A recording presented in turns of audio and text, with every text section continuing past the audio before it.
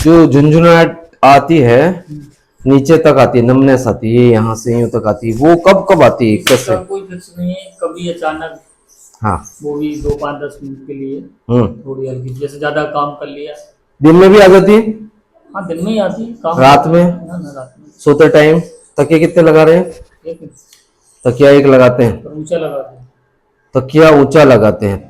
रुई भी होगा तो दो ऊंचा है, तो मैं सबसे बड़ा रीजन तो वही है, अच्छा, तकिया नहीं लगाना है, क्योंकि तकिया ऊंचा लगाओगे तो ऊंचा नहीं, गर्दन। मतलब बहुत ज्यादा ही ऊंचा लगा देते, इतना लगाना नहीं चाहिए, इतना लगाता हूँ, साफ बोल रहा हूँ। क्यों?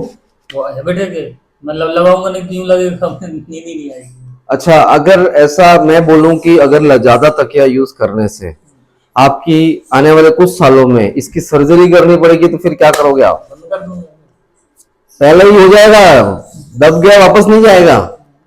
अगर अंदर से ये डिस्क दब गई और फूट गई, बाहर आ गई, तो वापस अंदर नहीं जाएगी, नस को दबाती है, कंप्रेस करती है। ऐसे ऐसे कई लोग हैं जो आज सर्जरी करने के स्टेज पे खड़े हैं और पेन से पेन झेल रहे हैं, कई हाथ भी काम नहीं करते। ये तो स्टार्टिंग है, कभी झुंझुनाट होना, ये स्टार्ट बता रहा है कि भाई साहब सावधान हो जाओ, नहीं तो बहुत जल्दी आप इस हाथ से अपंग हो जाओगे। ये दिखा रहा है। तकिया नहीं यूज करना, क्योंकि आप पूरे दिन मोबाइल भी चला रहे हैं, काम भी हमारा झुके है। उसके बाद में इस गर्दन गर्दन का क्या होगा? गर्दन सीधी रखने का टाइम आता है, तो कुछ टाइम मिलता है सोने का, उस टाइम पे गर्दन को सीधा रखें। कुछ तकिया, कुछ सोए तो सीधा ही सो जाएं, फिर थोड़ा सा कपड़ा ले लें, टॉवेल ले लें, चादर ले लें, एडजस्टेबल पिलो ले लें, वो भी ज्यादा बेटर रहता है। जैसे वो फॉर्म वाला होता है, हल्का फुल्का, अगर आपने यूज किया सर, तो ये पूरा कर्व बदल जाएगा। ये तो मैं आपको अभी जैसे आए आपने बोला यहाँ पे है, यहाँ पेन हो रहा है, हम लोग बता रहे हैं, बाकी ये करते करते तो बहुत दिक्कत हो जाएगी, फ्यूचर खराब हो जाएगा। ध्यान रखना, क्योंकि यहाँ मेन ये टंकी है, ये टंकी है, यहाँ से ये कॉलोनी है, इसको रोज इस पल भी ऐसा नहीं होता जिसमें सप्लाई नहीं होती है, चालू रहता है सप्लाई। और यहाँ पे जैसे अपन तकिया लगाते हैं, ब्लॉकेज आ जाता है। कभी कभी आपको लगता है शायद चक्कर आ रहा है, घुम रहा है, सर ऐसा होता हो, नेग्लेक्ट करते होंगे आप, अरे होता होगा यार। हाँ, वो तो ये कमजोरी से। यस, कमजोरी नहीं है वो, यहाँ की जो C1 C2 में कंप्रेशन आ जाता है, दर्द, तो नस में दबाव आ जाता है, सो वो घुमा देता है अपने माथे को। कभी कभी ये दर्द होता है, ये माथा भी दर्द करता है, होगा माथा, तुम सबसे ज्यादा प्रॉब्लम तो मेरी माथे ही की है। फिर आपने बोला ही नहीं दुखता यही है जो आप बोल रहे हो ना, बस और ऐसा दुखता है, गोली पे गोली भी खा लूं ना तो 1% भी आराम नहीं मिलेगा। कैलकुलेट कर रहे हो उसको, मैंने सारे सिम्टम बता दिए, इसकी वजह से हो रही है, सिर्फ तकिया है कारण। तकिया, पूरा दिन काम करना झुक के, फिर मोबाइल चलाना वक्त मिला, उसके बाद देन तो फिर ये पूरा दिन फ्लेक्स रहती है, गर्दन झुकी हुई रहती है, और घर जाने के बाद जब हम 8 घंटे सोते हैं उसमें भी जो गर्दन झुकी हुई रहती है दबाव के साथ में, तो उस गर्दन का क्या होगा? रीढ़ की हड्डी की ये जो नसें हैं पूरी दब जाती हैं। तो सर फिर ध्यान रखिए आप।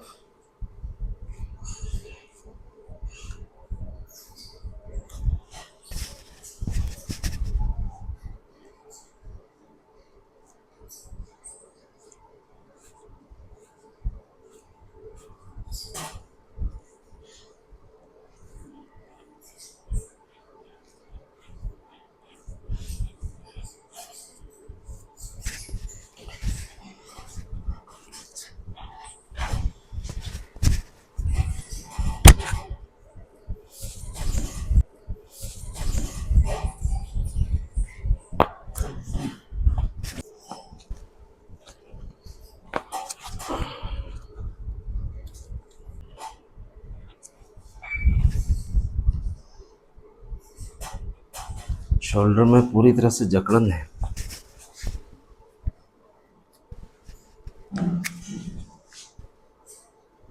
ये वाला है ना, रिलैक्स, बस ओके।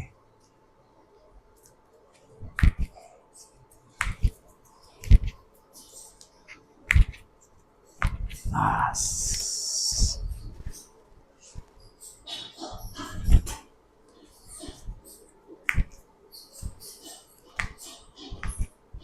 बस, यूं डालो,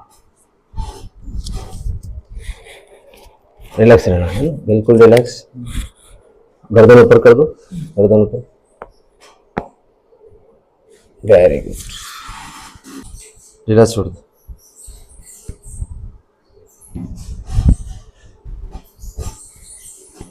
लंबी सांस लीजिए, छोड़ दो।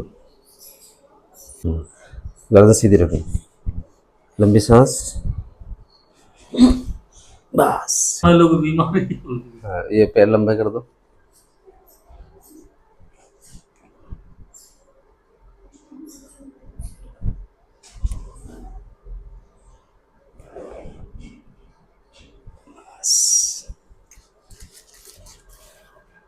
देखो आदत तो है, पर कभी कभी जैसे हम नीचे सो गए और घर पे जाने के बाद में ऐसे सिंपल सो के देखो तो ये जाएगा।